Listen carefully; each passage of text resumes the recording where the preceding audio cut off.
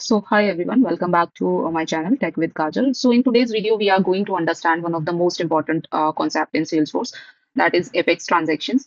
So if you are learning Apex triggers, governor limits, queuable Apex, batch Apex, or debugging any production issues, so the transaction understanding is very important for you guys. So many times we write Apex code and the logic looks correct, but suddenly we face issues like governor limits error and rollback behavior or CPU time limit exceptions. Like this might be due to transaction failure issue. So to like understand these issues clearly, we first need to understand what is an Apex transaction and how it starts, how it ends, and what happens when something fails, or how synchronous and asynchronous transactions are different. So let's start the video. So the second slide is why this topic matters. So before going into definitions, let's first understand why this topic matters a lot to us. So in Salesforce, many issues become like easier to debug when we understand transaction boundaries. For example, sometimes we insert an account, then insert related records like contact or like opportunity. Suppose one contact fails, then we get confused, then why did the account also not saved? So the reason can be a transaction rollback. So that's why like we should understand why mm, like uh, why this topic is important. Next is what is Apex transaction? So an Apex transaction is basically a single unit of work that executes from start to finish. That means the Salesforce start a transaction. It executes Apex code. If there is any automation, it will execute that. And if there is any DML operation, SOQL queries, validations, or any other logic, then it executes all of that and then finally decides whether to commit the changes or like if any of the operation fails within the transaction, then if like a rollback is required. So, like it basically work on everything, all or nothing kind of behavior means either the whole transaction will be successful or everything will be rolled back. So next is common transaction entry point. So now the question is how does an Apex transaction basically starts? So a transaction can start from many places. It can come from like multiple sources. For example, it can start from user inserts, manual inserts, or from data loader, from like updates, delete records, from it can also start from like writing or executing something from anonymous Apex from developer console. So it can like start from multiple places, we can say. And batch Apex is also a transaction based process, but here each execute method, or we can say each chunk runs on a separate transaction. So we can have multiple like sources where a transaction can start from. We can have future and queuable.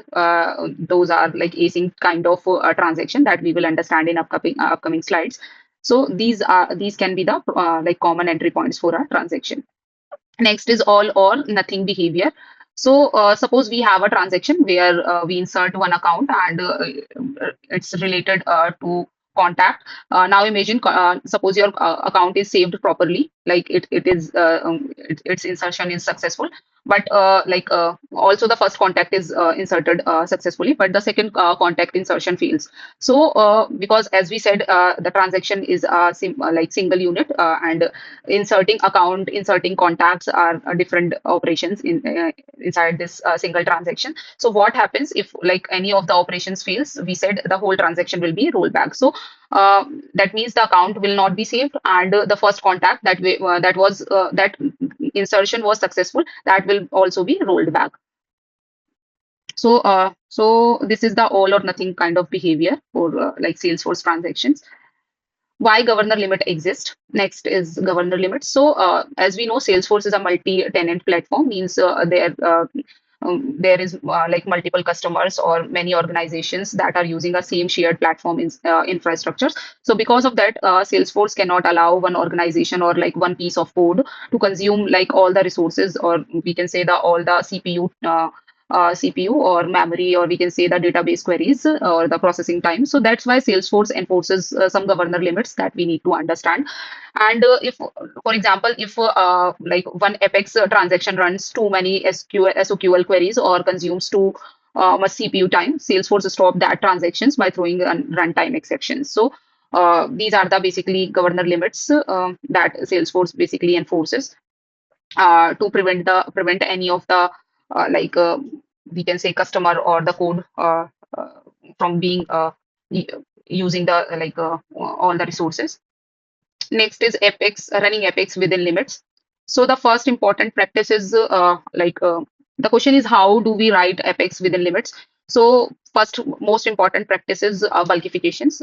So we should never write Apex assuming that only one record will come into the system. In Salesforce, trigger can receive one record at a time, or we can say hundreds of record altogether, especially during data loader API updates or like important, most important, we can say through import or batch jobs.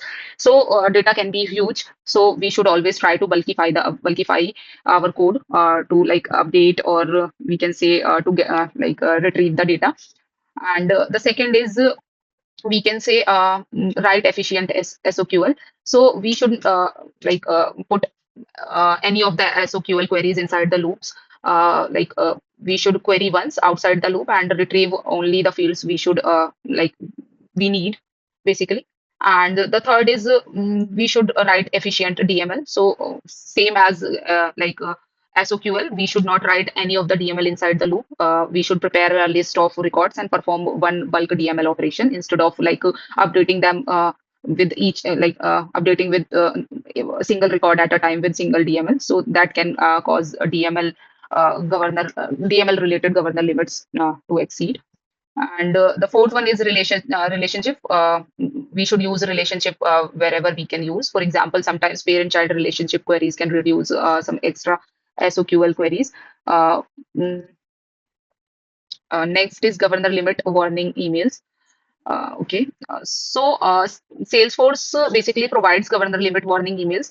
So these emails can be configured by user when Apex transaction crosses 50% of allocated per request governor limits. So we can get an email whenever Apex execution crosses 50% of its allocated request governor limits.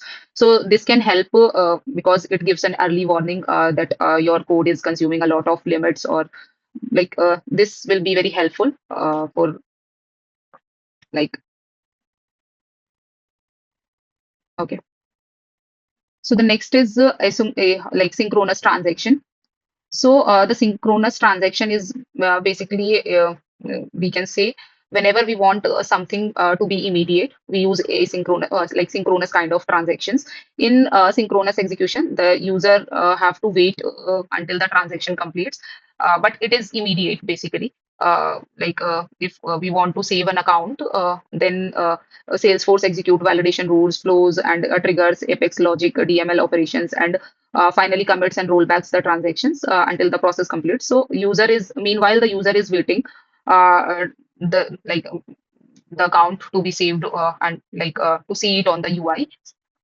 So the common examples of synchronous transactions are trigger executions and visual force controller, LWC controller, OLA, like we have Aura imperative Apex calls as well, and we have anonymous Apex from developer console. So the most important point here is all the work done by the synchronous flow consume the same transaction limit. They don't have their own transaction limit, and so this is all about synchronous transaction. So the example of here is the example of synchronous transaction. So here we have a class sync example, and inside this class we have a update account methods, and we are like basically querying account records and looping them. We are updating the description field and then performing an update DML. So this code will run immediately in the current transaction, and the query, the loop, and the update operations and the debug statement all executes immediately. And if this update fails and exception is not handled properly, then transaction will be rolled back. So it is immediate, but it shares the same transaction limits. So if this method is called from trigger or controller, it become part of the same request transaction. Next is a synchronous scenario. So suppose here is a practical scenario. Suppose a user saves an account and now an account trigger runs. That trigger basically update a related contact and then same transaction create a task. Now suppose task creation fails due to some validation rule or some required field missing. So what happens is because account update, contact update, and task creation are all are the part of same synchronous transaction. So Salesforce roll back the entire transaction. So the like account update and contact update also will be rolled back. Next is asynchronous transaction. So in asynchronous processing, the work runs in the background. You tell your Salesforce, please do this work later when your resources are like available. Salesforce basically what Salesforce does, Salesforce places the jobs in a queue and run those jobs separately when the resources are available, or we can schedule them using a scheduled job to run on a particular time when you feel that there is no much load on the system. So the original transaction can complete first, and then asynchronous job runs in its own transaction context. Like common asynchronous examples are future methods, queuable epics, batch epics, and scheduled epics. So these are the examples of epics, like asynchronous transactions. Okay. Next is future example. Okay. So in this example, we have a class asynchronous example. Inside this, we have a future method, and this future method is calling this update account sync. And this inside this, we are getting the account list. And after querying the account list, what we are doing, we are basically we are updating the description of the account object. So when this method basically what it is doing, just a minute, a description. Okay. So what Salesforce basically Salesforce put this method into the asynchronous queue. The original transaction continues and can complete first, and then future method runs later in the separate transaction. So this is very useful when we want to move some processing away from the original transaction. So async, but the main thing is the asynchronous kind of if something fails, we need to monitor like logs and we can say the jobs separately for async kind of failures. Next is the difference between asynchronous and synchronous. So the difference is just a minute. Yeah.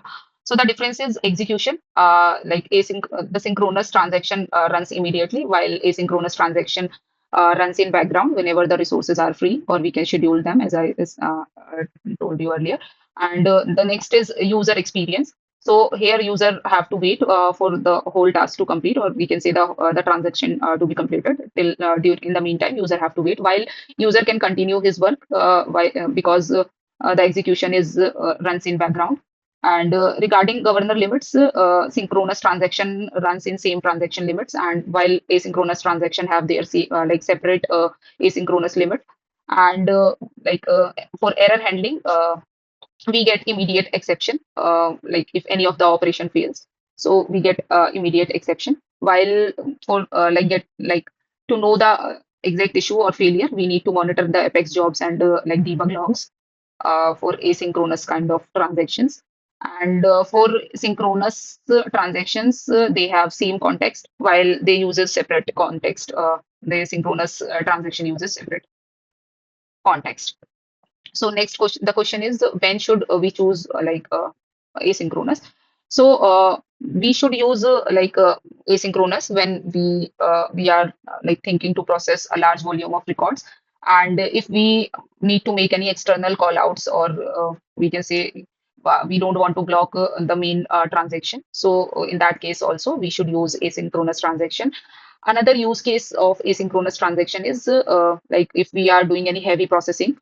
In that case also, if there is some logic that we are thinking it will run for a long time, or it will do some heavy processing, then in that case also we should use asynchronous transactions. And uh, like we should consider asynchronous transaction in that case where we feel that the synchronous processing may hit the CPU, or we can say SOQL or DML limits. So these can be the some examples where we should choose asynchronous execution instead of synchronous. Okay, so next is practical design checklist. So before writing or reviewing Apex automation, we should use this practical checklist. First, we should ask like what starts the transaction. If it is a trigger, UI actions, or API request, batch job, or we can say asynchronous job.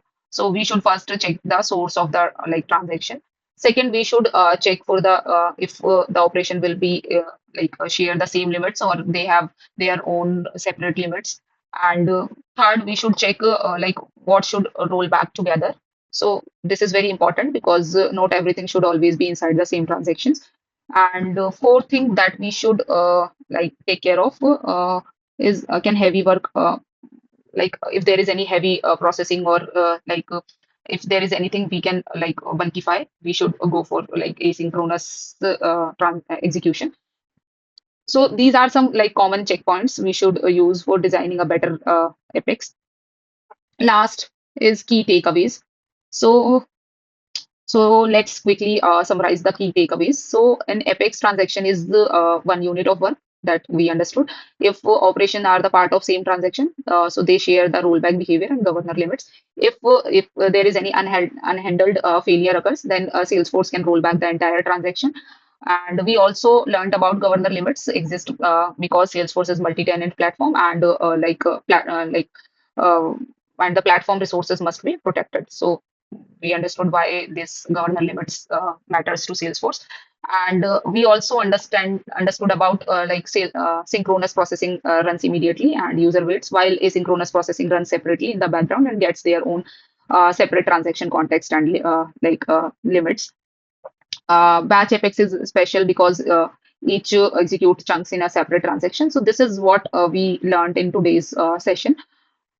So that's all for today's video. If this helped you understand the Apex transaction better, please like my video and subscribe my channel, and let's continue learning with me. So thank you for watching this video. Thank you.